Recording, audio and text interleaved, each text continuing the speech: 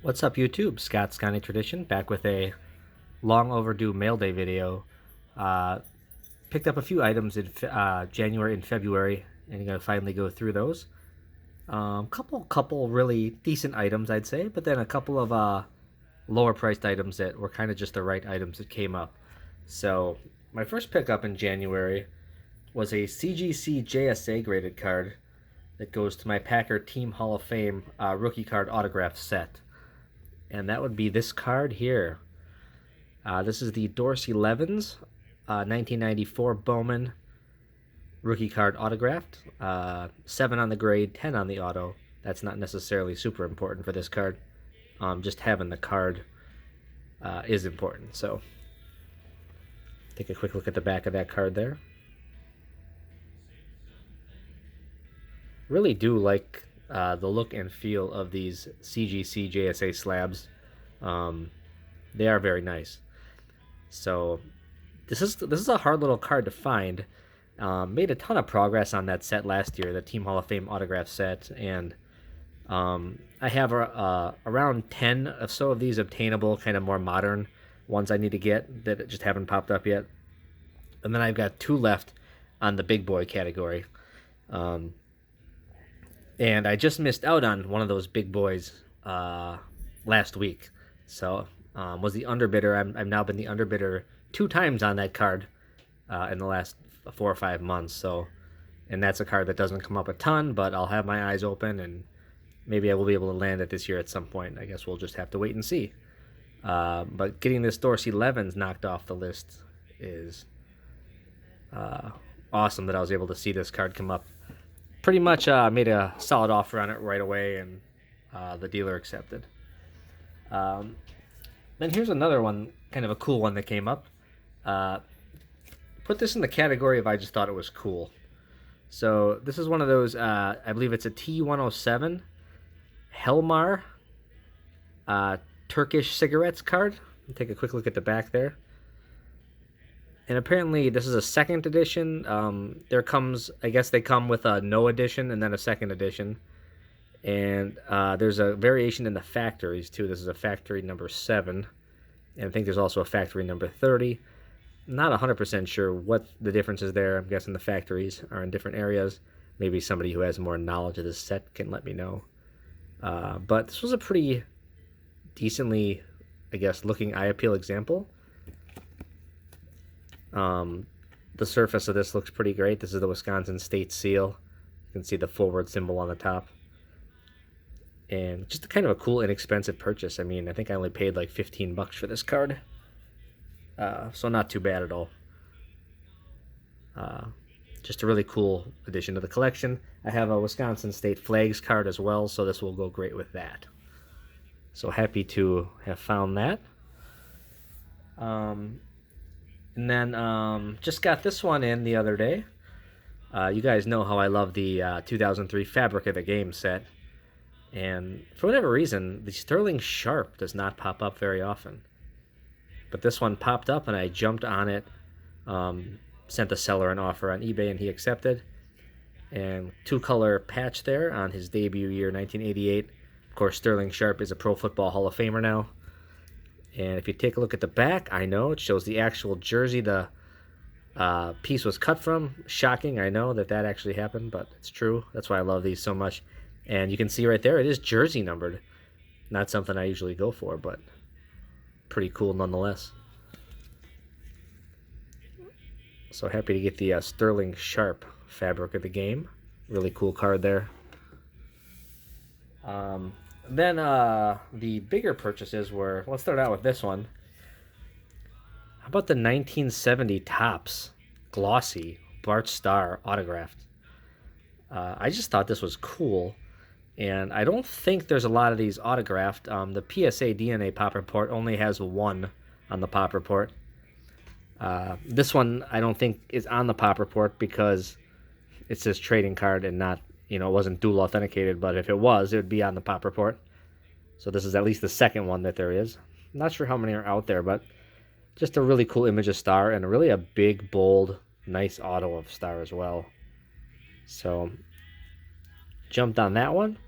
Not necessarily something I was looking for, but I don't have that many cool uh, Bart Star items like this that are signed, so jumped on that one, and I'm really happy with it. The 70 Topps Glossy. And then this next one came available on a Facebook group that I'm a part of, Green Bay Sports Card Group. And this is a seller that's been known to me for quite a while. It has some amazing cards, has a great collection, and was moving some items. So this card now becomes the first and only one of one in my collection. Don't have a lot of one-on-ones. I never have owned a lot of one-on-ones.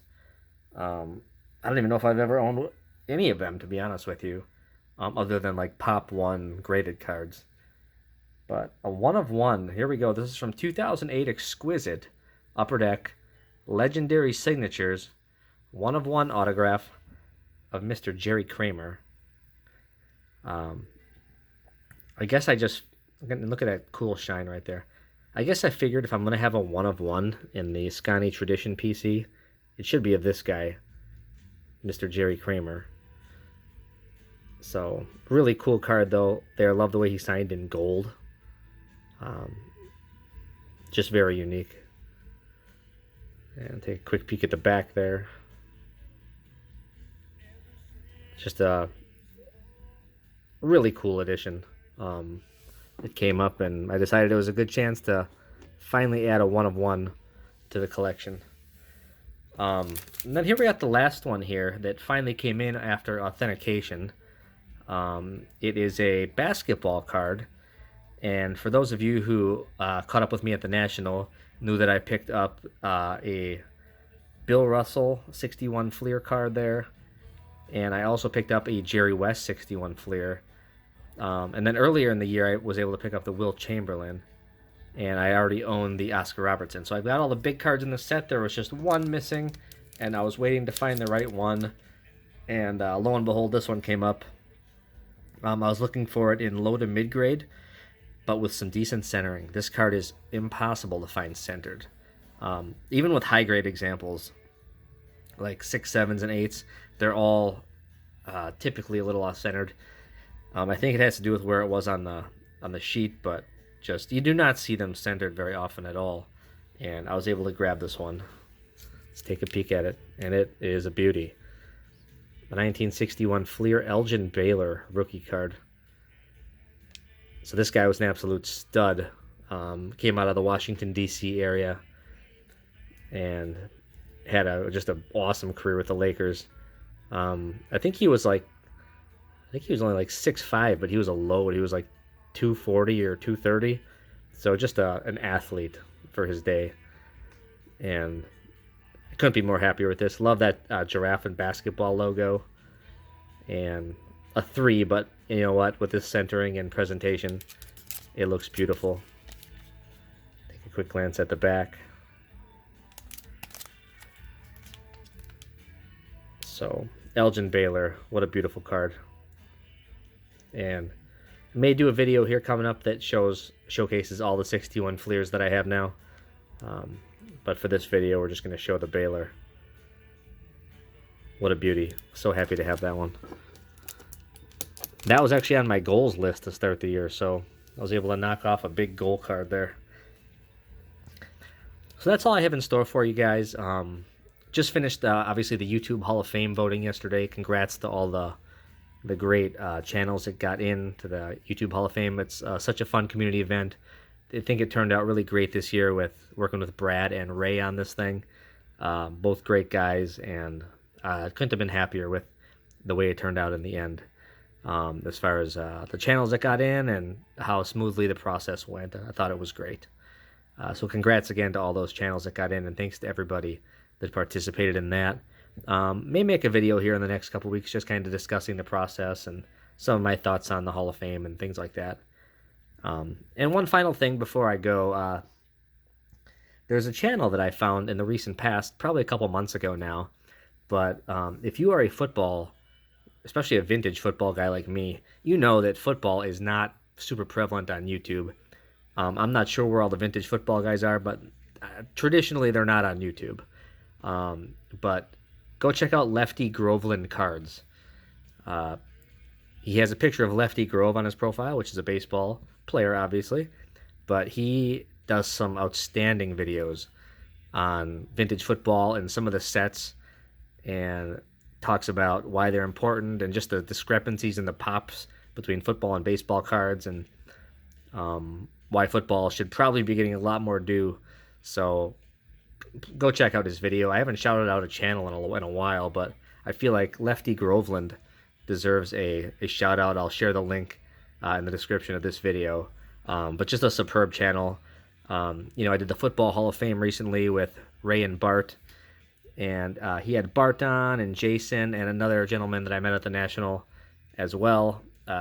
So just a great channel, great discussion, a lot of knowledge about football. So the more the merrier when it comes to channels I can find on football, especially vintage football on YouTube. So go check out Lefty Groveland Cards if you get a chance. Great channel. I think he only has like 240 subs right now, so criminally undersubscribed to, and he deserves a lot more than that. So go show him some love if you get a chance. Other than that, that's all I got for you guys. We'll talk to you again soon. Thanks so much for watching.